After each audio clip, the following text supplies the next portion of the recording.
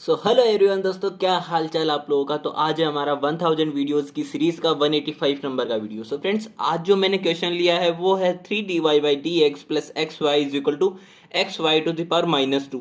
अब यहाँ पे फर्स्ट ऑफ ऑल तो जब भी आपके पास में इस तरह की डिफरेंशियल इक्वेशन सॉल्व करने के क्वेश्चन आए तो आपको पहला काम तो हमेशा यही करना है कि जो हमारा dy/dx है इसको हर तरह के बंधनों से, यानी कि इसके साथ में अगर कोई भी कोफिशिएंट मल्टीप्लाई में या फिर डिवाइड में है तो उनको पूरी इक्वेशन में या तो डिवाइड या फिर मल्टीप्लाई कर दूं। ठीक है, कहने का मतलब है कि dy/dx को अकेला रहने दो ताकि हम पता लगा सके कि इस मेथड का अप्लाई करके यहाँ पे हम क्वेश्चन को सॉल्व कर सकते हैं। ओके, सो यहाँ पे मैंने 3 से डिवाइड कर दिया है पूरी इक्वेशन में। dy/dx प्लस में x/3 हो गया and y is equal to x/3 again यहाँ पे and y to the power -2। अब मैंने इसको इक्वेशन 1 दे दिया है। सो यहाँ से देखो, ये वाली जो हमारे पास फॉर्म बनी है ये हमारे पास standard form of Bernoulli equation है, जहाँ पे अगर मैं हमारी बर्नौली इक्वेशन के स्टैंडर्ड फॉर्म से कंपेयर करता हूँ जो कि है dy/dx प्लस में p that is function of x multiplication y is equal to q that is function of x multiplication y to the power n। अब यहाँ पे y की पावर क्या है -2 एंड यहाँ पे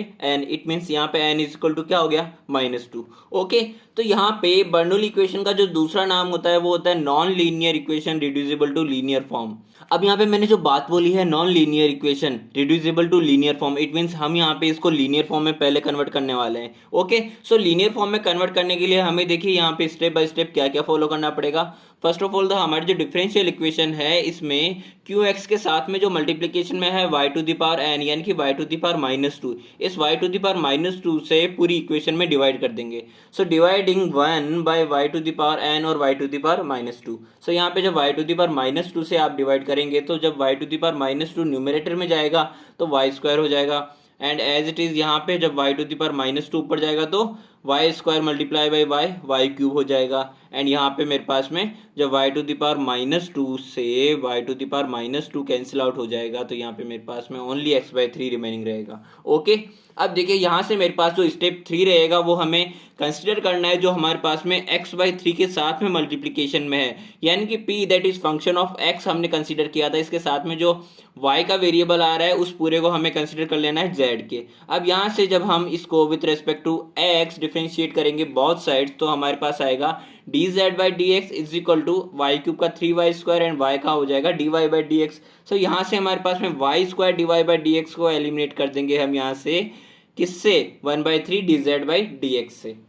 सो हमारे पास जो डिफरेंशियल इक्वेशन है इसमें हमने y³ को z से रिप्लेस किया है एंड y² dy/dx को 1/3 dz/dx से।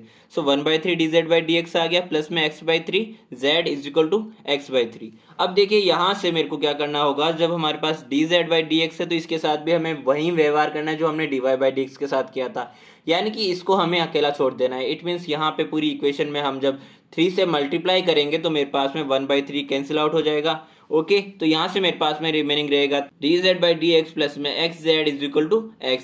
अब ये हमारे पास में लीनियर इक्वेशन बन चुकी है जो कि x एंड z में हमारे पास लीनियर है। अब जब हमारे पास लीनियर बन चुकी है फाइनली तो हम यहाँ पे वही सारे स्टेप्स फॉलो करने वाले हैं जो कि हम लेबनिज लीनियर इक्वेशन में फॉलो करते थे। क्या कि हमारे पास लेबनिज लीनियर इक्वेशन की स्टैंडर्ड फॉर्म क्या थी, dy/dx प्लस में p that is function of x multiplication y is equal to q that is function of again x। So यहाँ पे मेरे पास में p एंड q जो कि फंक्शन है x के एज इट इज, यहाँ पे मेरे पास में क्या है फंक्शन x के, p हमारे पास x है एंड q भी हमारे पास में x है। अब देखिए x के ही फंक्शन मैंने क्यों देखे, क्योंकि जब हमारे पास में जो z है वो जिसके रेस्पेक्ट में यहाँ पे डिफरेंशिएट हो रहा है वो x है, अगेन यहाँ पे भी y with respect to x हो रहा है डिफरेंशिएट, तो यहाँ पे हमें x के ही फंक्शन ढूंढने हैं। ठीक है, तो यहाँ पे मेरे पास में px की वैल्यू आ गई x एंड qx की वैल्यू भी अगेन आ गई x। अब हमारे पास में जो नेक्स्ट स्टेप होता है वो होता है कि हमें इंटीग्रेटिंग फैक्टर की वैल्यू जाननी है यहाँ पे। तो इंटीग्रेटिंग फैक्टर हमारे पास होता है e to the power p integration with respect to x। So यहाँ पे p की वैल्यू मेरे पास x है तो x का x के रेस्पेक्ट में इंटीग्रेशन हो जाएगा x²/2, तो मेरे पास में इंटीग्रेटिंग फैक्टर की वैल्यू आ जाएगी e to the power x²/2। So यहाँ से जब हम कंप्लीट सॉल्यूशन निकालने चलेंगे तो मेरे पास आ जाएगा z multiplication integrating factor is equal to integration of q multiplication integrating factor plus में इंटीग्रेटिंग कांस्टेंट c।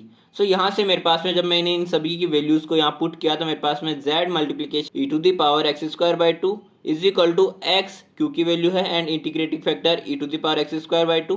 अब इसको हमें x के रेस्पेक्ट में इंटीग्रेट करना है तो मैंने x²/2 को t की कंसिडर कर लिया है एंड यहाँ से जब हम डिफ्रेंशिएट करेंगे बोथ साइड, तो यहाँ पे एक्स स्क्वायर का आ जाएगा 2x dx एंड हमारे पास 2 एज इट इज़ रहेगा, तो 2 से 2 कैंसिल आउट हो जाएगा एंड हमारे पास में RHS में हो जाएगा dt। तो यहाँ से मेरे पास में x dx की वैल्यू मिल रही है, x dx की वैल्यू क्या मिली मेरे को, dt and e to the power x square by 2 यानी कि e to the power t हो जाएगा। So e to the power t dt का हमारे पास में क्या होगा, integration e to the power t हो जाएगा। सो यहाँ से जब हम e to the power t की वैल्यू को रखेंगे, यानी कि t की वैल्यू को हमारे पास क्या माना था हमने, एक्स स्क्वायर बाई 2, तो e to the power x square by 2 हो गया इसका पूरा इंटीग्रेशन, प्लस में c मेरे पास as it is and LHS में मेरे पास एज इट इज़ ये टर्म रहेगा। सो यहाँ से जब हमने e to the power x square by 2 को कॉमन लिया है, तो मेरे पास में c जिसके पास में है नहीं e to the power x square by 2, उसके पास रह जाएगा e to the power minus x square by 2। Okay, तो यहाँ से मेरे पास में फाइनली जब हमने जो z की वैल्यू इनिशियली कंसीडर की थी वो इसको लौटा देंगे, जो कि क्या है y क्यूब। तो यहाँ पे मेरे पास में y cube is equal to 1 plus c e to the power minus x square by 2 final इसका आंसर हो जाएगा। So thank you so much देखने के लिए, मिलते हैं हमारे नेक्स्ट वीडियो में।